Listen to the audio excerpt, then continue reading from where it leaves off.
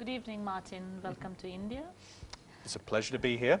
I know that you've been here for more than a week now. It's been a good time in Delhi and now in Bangalore, and now in Jaipur. Should we start again? Yeah. Bangalore comes in. Yeah, we start again. Okay. Cut. Start. Cut and start. Good evening, Martin. Welcome to India. I know you've been in Delhi and now in Jaipur. How have you been, and how do you like it till now in your experience in India? Well, I'm a big fan of India. I first came here as a lowly backpacker, following the kind of trail in the very early 80s. And since I've been ICCA CEO, which I started 12 years ago, I've been back to India pretty regularly, about every 2 years on average. And in 2010, of course, we held our World Congress in Hyderabad, where we brought together, I think it was about 750 of the world's leading experts in the meetings industry to interact with their Indian colleagues. And we saw that as a very big opportunity, and the timing we felt was just right to see India's international meetings infrastructure really kind of explode and really get up to a high level. Coming over now, 4 years later, I think actually we're probably at the stage now that I anticipated we were at back in 2010, 2011. Because at that stage there were a lot of major convention facilities on the drawing board in many of the cities. But it's India. It's not always easy to get through the permissions and the ownership issues and the funding issues to get them off the ground. But now I've seen evidence of new centres in a whole range of cities across the country, and the plans that I've seen are for very good world-class facilities. Now, in the time since 2010, what we have already seen is a massive expansion of world-class airport facilities, and that was another element of the infrastructure equation which was missing. And what we also have now is a much larger stock of hotel rooms at the 3, 4 and 5-star levels, and all those are essential for the association segment. So when those centres open in 2, 3 years' time, there will be a ready-made support infrastructure of the airports, well-trained personnel, because obviously organisations like ours have been coming out here and encouraging people to develop. Sure. So that's the overall picture.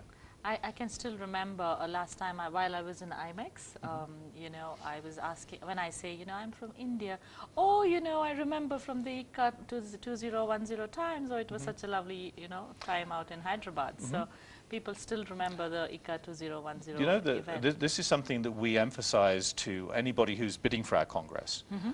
We tell them quite clearly from the beginning that it's a big risk, because if it goes well, people will remember you for 20 years and talk about you in the bars and the restaurants and the trade shows. And if it goes really badly, they'll talk about you for the next 20 years in the bars and the cafes and the trade shows. But thankfully, it was one of the best congresses, most enjoyable congresses to organize. The delegates had a really unique experience.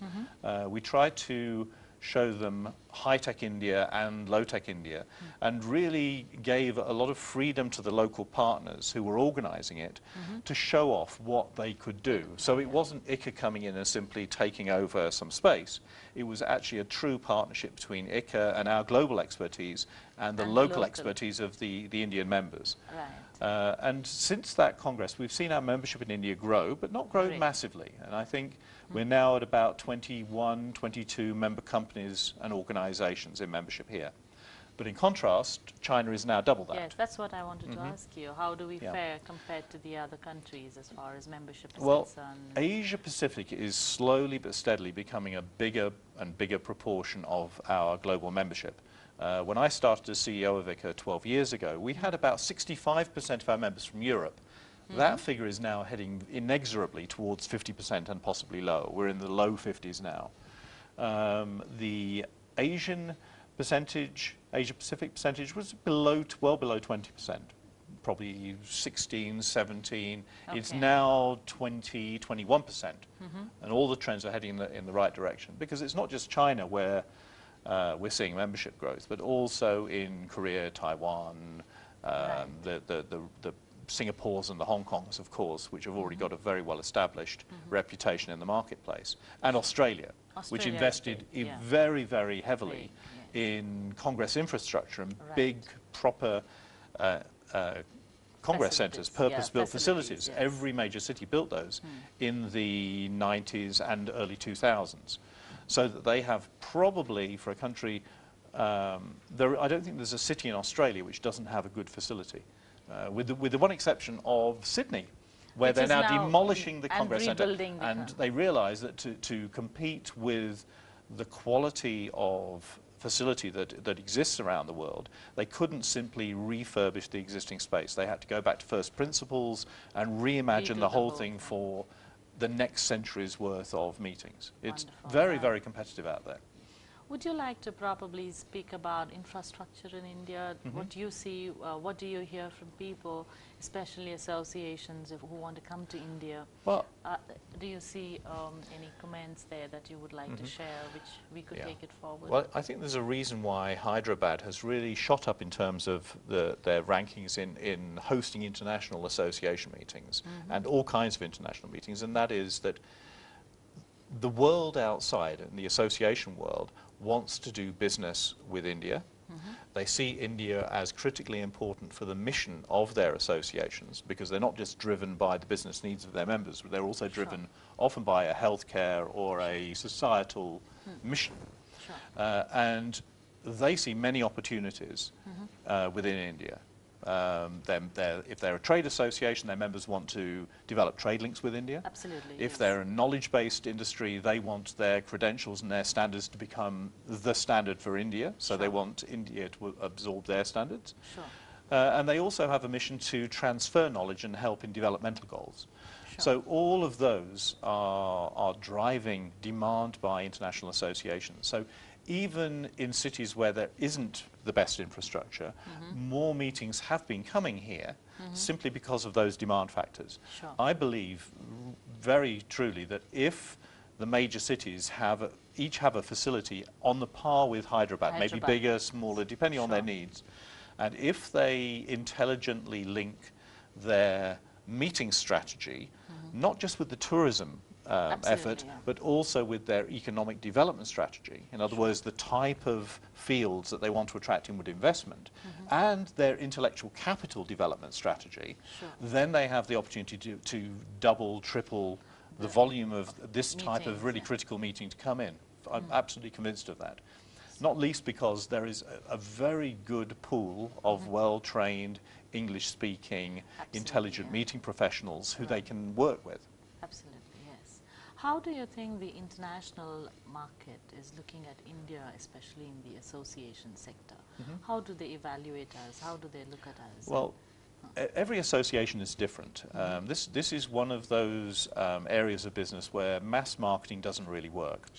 It's not like tourism, where you can simply run TV campaigns and run big promotions at the world travel market. To be successful in international association meetings, you actually have to research each organization. You have to find typically local ambassadors, and those ambassadors could be professors or doctors or engineers or business leaders who in some way or other have influence within that association. So usually they're the more senior, the more respected, the more academically gifted. You know, and if they can be persuaded to partner up with the meetings industry, then together they can attract those meetings. So it's actually quite a complex process. And actually you pick up something there that is, I think, actually also a missing link in India at the moment. And that is, if you look at the most successful cities around the world, and this is primarily a city versus city marketplace. This is where the fight goes on. There's a certain national fighting going on or competition, but ultimately the cities are driving it in most countries. And the successful ones have usually got a really well organized private public sector marketing body. Sometimes they call it a convention bureau or an agency of some kind. And in the more sophisticated ones, that agency is often integrated with the economic development agency. So that Singapore was the first to take this approach, actually in the Sure. world. They did this about 15 years ago. Wow. They designed their marketing in their bureau around the 6 or 7 key areas that they wanted to develop, whether it was biotechnology or logistics, IT, all the areas where they knew that to be successful as an economy, they needed to bring in knowledge and they needed to attract inward investment and showcase their existing strengths. So when a person from that bureau went out to bid for the Congress, he would already have been reading the journals. Sure. He would have already got the phone number of the CEOs of the companies working in that area who were already in Singapore. Sure. He would know the government minister in the field. He would know how all the economic development money moved around, so that it was no longer a bid saying, come to Singapore, we have great food, we have lovely high-rise hotels, it's nice, it's got culture, we're multicultural. All those arguments were like the wrapping paper, but the true bid was saying, bring this event here, there will be better knowledge imparted, there'll be more business opportunities for the delegates, and we've got the professional skills to enable those linkages to really work well. Now, what we've seen over the last 10 to 12 years is all the leading destinations emulating that type of approach. So it's not a tourism strategy anymore. It's driven by intellectual capital and economic development. Yeah, wow, that's so very well said. So basically, most of the time people confuse this to be more tourism, but it's actually, like you said, a wrapping paper and not, that's the image that I try. I use. It's an easy way to explain, because it's important to understand that tourism appeal is still critical, because decisions are made on rational and emotional levels. And the tourism and culture of a destination provides the emotional hook. When you're in the bidding room and you've got the board of directors of the International Cardiology Association or whatever group it is, of course they want to see that you've got the right logistics, you've got the right figures, that the budgets add up, and that the conference will deliver value to the participants, whether they're Indian participants and that they'll help to drive the mission of that association. But if they see incredible India and all of the fabulous imagery that has been created for the tourism side, wrapping around this message, that's a really powerful combination. And I think that sometimes some people focus only on what's inside the box, some people focus only on the wrapping paper.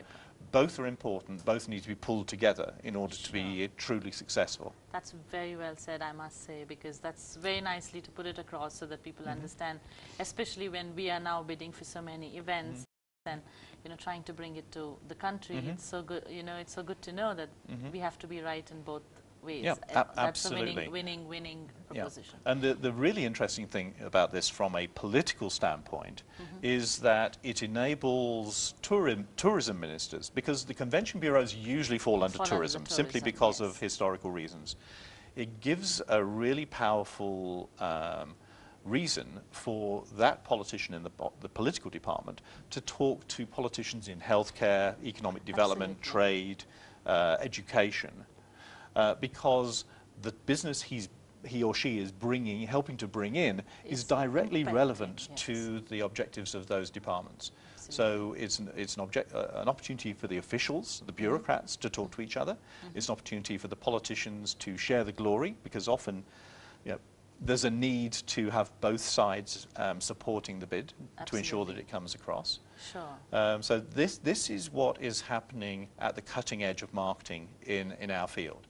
And I definitely believe that India is capable of emulating that approach. It has a few bureaucratic barriers to overcome. It's a big, complicated, messy country around the edges. There's nothing. The thing about India is nothing is in clear-cut boxes. Everything moves around a little bit. You have to move to be flexible to be successful here. Find our way. But I think that those things can be translated into very powerful short-term teams and consortia to collaborate on trying to win strategically important business. Also, I would like to ask you, you've been with India Association Congress. As a platform, do you think that we have been able to contribute, and this platform is bringing the right like-minded people together to discuss the future of associations in India? What are your feedback? Well, I've come here because I'm an association executive myself, of course, so I'm actually a delegate. And it's very important to note that this event has been created not as a platform to talk about meetings specifically, but to talk about the development of the association community in India and its linkages to the much wider global association community. Absolutely, yes. So I'm interested in how that process works, because India is packed with individuals who are in their domestic associations, and increasingly those associations are having to engage with the broader world because of the globalized links between everything that they do. So what that means to me is that if the Indian association community can learn from one another and can pick up best practice from, whether it's from Europe or Australia or from the US, and I know you have speakers from all of those regions. And if they can take those bits and they can apply them to the Indian situation, which is very different from many of the countries that those come. Yeah, it's not a question of slavishly copying and pasting. It's picking little hints about how to professionalize different models, looking at how they can be adapted. And the enthusiasm of the delegates here, the fact that I was moderating the last session yesterday. I think we finished at about 7 o'clock. Everybody was in the room. Everybody's taking notes. Everybody's asking questions until we eventually had to leave the room because the food was starting to get cold. So the enthusiasm for knowledge and the lack of a ready-made community for the Indian associations means that this sort of event is very, very important. Even though it might have a couple of hundred now, these individuals will go home and talk to their other association colleagues that they know. They'll spread the word. They'll start to explain what resources are out there to help them, and whether it's ASAE, who've got a massive amount of resources, or some of the individual speakers with their individual resources. I think it's a long-term project.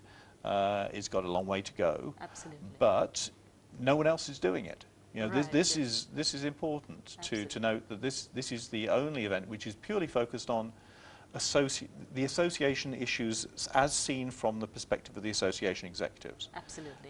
And I'm very pleased that I had a chance to come over here and spend some time meeting with the delegates. Oh, that's wonderful. Thank you so much, and hope to see you again in Bangalore next year for the next India Association Congress. And by then I hope you will tell us that there's more that has happened in the country. Of course, this is a fast-moving place. Yes, thank you very much so for your time. Thank you so much, Mark.